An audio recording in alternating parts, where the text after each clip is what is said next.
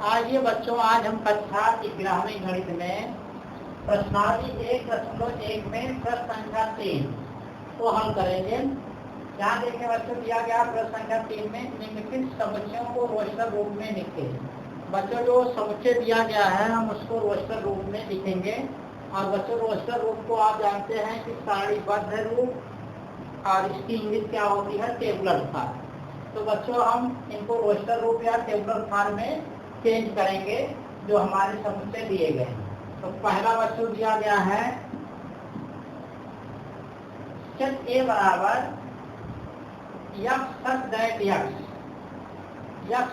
X एक पूर्णांक है और -3 is less than x less than 7।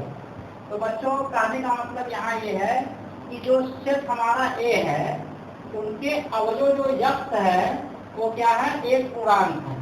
यानी कि जो अवयव होंगे वो क्या होंगे, एक पूर्णांक होंगे।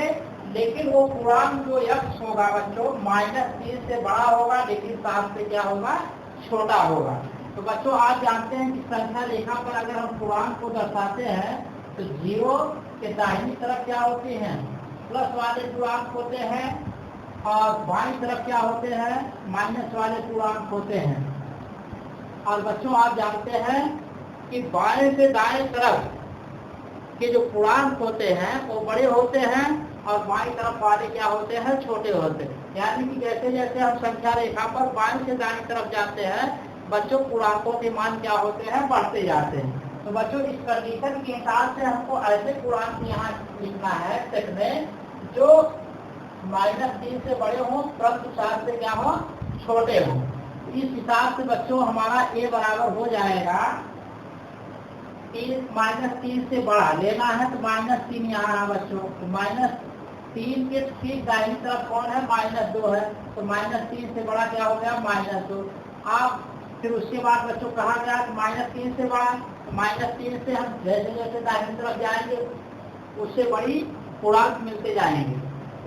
आगे हम लिखते जाएंगे -1, 0, 1, 2, 3, 4, 5, उसके बाद 6। लेकिन बच्चों आगे कहा गया है इसमें कि ये पूर्णांक 7 से छोटे होने चाहिए, इसलिए बच्चों इसमें 7 नहीं लिखे। अब उसके बाद बच्चों देखें जो दूसरा सेट दिया गया है सेट बी, उसमें कहा गया है कि यक्स संख्या 6 से कम एक प्राकृतिक संख्या है। तो बच्चों, जो सेट का अवयव होगा वो क्या होगा, एक प्राकृतिक संख्या होगा, लेकिन वो प्राकृतिक संख्या क्या होगी, 6 से छोटी होगी। इस कंडीशन के हिसाब से बच्चों जो इनके अवयव होंगे 1, 2, 3, 4 और 5। आप जानते हैं प्राकृतिक संख्या 1 से शुरू होती है, तो बच्चों हम प्राकृतिक संख्या 1 से शुरू करके 5 तक लिखेंगे, क्योंकि कंडीशन इनकी ये है कि प्राकृतिक संख्या जो होगी वो 6 से क्या होगी, कम होगी। उसके आगे बच्चों नहीं लिखेंगे, ना तो 6 लिखेंगे ना तो उसके आगे की संख्याएं लिखेंगे इस कंडीशन के हिसाब से। आगे देखिए बच्चों, जो तीसरा दिया गया है सेट सी में कहा गया है कि यक्स 2 अंकों की ऐसी प्राकृतिक संख्या है जिसके अंकों का योग 8 है। बच्चों, इस सेट में हमको 2 अंकों की प्राकृतिक संख्या लिखना है, लेकिन उसके साथ कंडीशन दिया गया है कि ऐसी 2 अंकों की प्राकृतिक संख्या लिखना है कि जिससे उनके अंकों का योगफल क्या हो, 8 हो। बच्चों, आप जानते हैं सबसे छोटी 2 अंकों की प्राकृतिक संख्या कितनी होती है, 10। अगर इनके अंकों का योगफल बच्चों करें तो 1 + 0 बराबर कितना होगा, 1। तो आप इसी तरह आप बच्चों चेक करते जाइए, जब 2 अंकों की संख्या क्या हो जाए, 8 हो जाए, तो वही सबसे पहली इस सेट की 2 अंकों की प्राकृतिक संख्या होगी इस कंडीशन के हिसाब से। आप बच्चों जब चेक करेंगे तो देखेंगे कि 17 पहली प्राकृतिक संख्या इसमें मिलेगी 2 अंकों की, जिनके अंकों का योगफल क्या होगा, 8 होगा।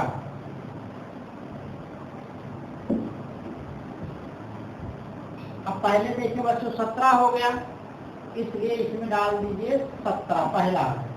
अब बच्चों एक चीज आप समझिए कि हमको 2 अंकों की प्राकृतिक संख्या लानी है, जिससे उनके अंकों का योगफल क्या हो 8। आप बच्चों एक चीज समझिए कि अगर हम किसी संख्या में कोई संख्या जोड़ें फिर वही संख्या निकाल दें तो उसके मान पर कोई प्रभाव नहीं पड़ता, क्योंकि बच्चों हमको 2 अंकों की संख्या लिखनी है लेकिन उनके अंकों का योगफल क्या हो 8 हो। संख्याएं अलग अलग होंगी बच्चों लेकिन उनके अंकों का योगफल क्या होगा 8 हो। अगर बच्चों देखिए हम इसमें से एक घटा दें और फिर जो घटा रहे हैं अगर क्योंकि इन्हीं दोनों अंकों का योगफल करना है, तो अगर इसमें से एक घटाए और फिर वही अंक जो घटा रहे हैं एक इसमें जोड़ दें तो अंकों के योगफल पर कोई प्रभाव नहीं पड़ेगा। इस प्रकार बच्चों हम 2 अंकों की संख्या बना सकते हैं जिनके अंकों का योगफल क्या होगा 8 होगा। देखिए इसमें से एक घटाएंगे तो क्या हो गया, जो घटा के कम कर रहे हैं वही चीज इसमें दाएं वाले में जोड़कर बराबर कर लें।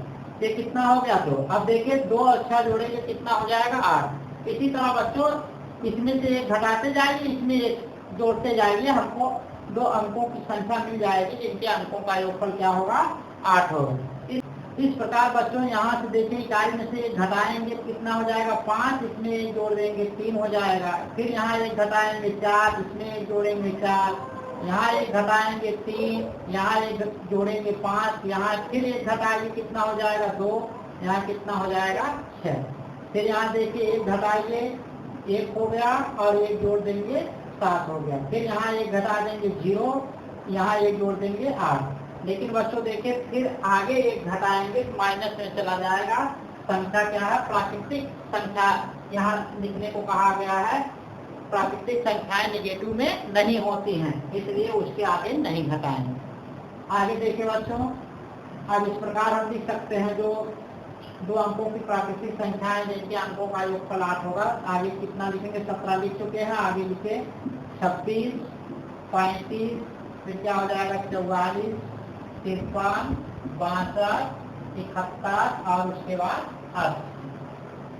देखने की बच्चे यहाँ नोट करिए अगर हम 0-8 जोड़ेंगे तब भी 8 आएगा योगफल, लेकिन बच्चों 0-8 लिखने का मतलब है कि ये एक अंक की संख्या है ना कि 2 अंक की संख्या, इसलिए 0-8 में नहीं रख सकते हैं।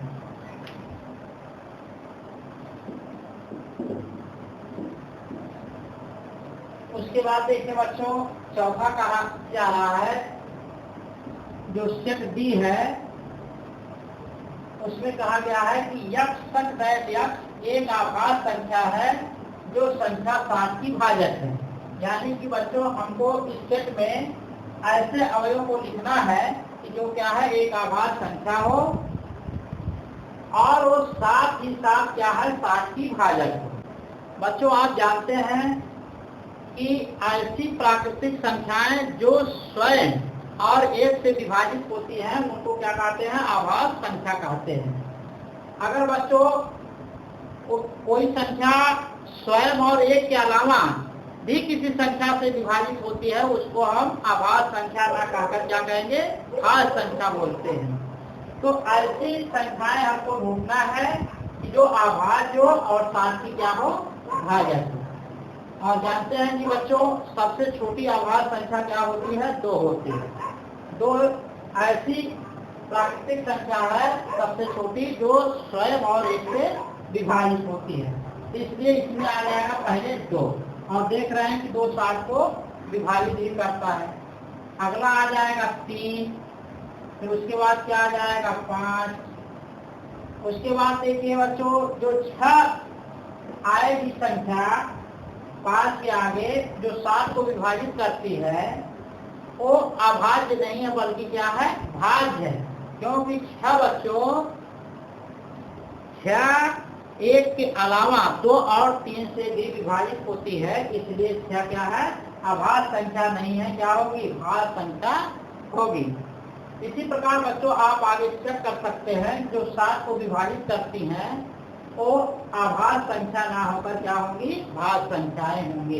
इस प्रकार बच्चों इस सेट में यानी कि जो सेट डी होगा उनके अवयव 2 3 5 होंगे। आगे देखिए बच्चों जो 5वां सेट दिया गया है कि बराबर कह रहा है कि ट्रिग्नोमेट्री शब्द के सभी अक्षरों का समुच्चय।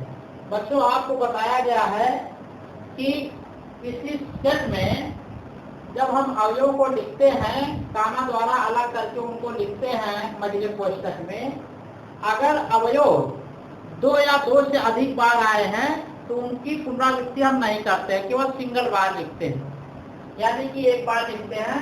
इस प्रकार बच्चों ट्रिग्नोमेट्री शब्द का जो सेट बनेगा वोस्टर रूप में, वो हो जाएगा हमारा क्या, यहाँ से T R I, उसके बाद क्या हो जाएगा G, फिर उसके बाद O N।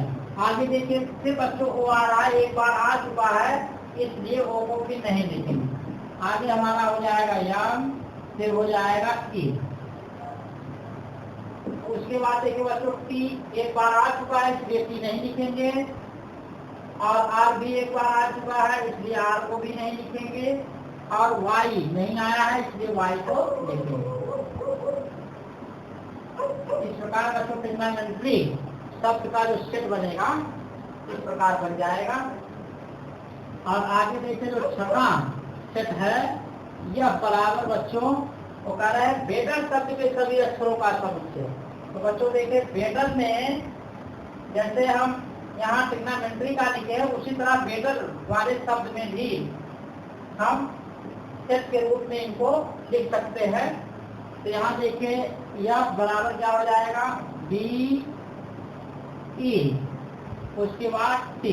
T देखिए आगे नहीं भी लिखेंगे क्योंकि एक बार लिख चुके हैं, E भी नहीं लिखेंगे क्योंकि E भी एक बार लिख चुके हैं। आगे बच रहा है हमारा। इस प्रकार बच्चों हम प्रश्न संख्या 3 में जो सेट दिया गया था उसको हम रोस्टर रूप में लिख दिए। तो इस प्रकार बच्चों अगर और भी सेट बिल्डर रूप में दिए गए हों, यानी कि समुच्चय निर्माण रूप में दिए गए हों, तो हम उनको रोस्टर रूप में लिख सकते हैं। ठीक है बच्चों, अगले प्रश्न को हम अगले वीडियो के लेक्चर में चर्चा करेंगे।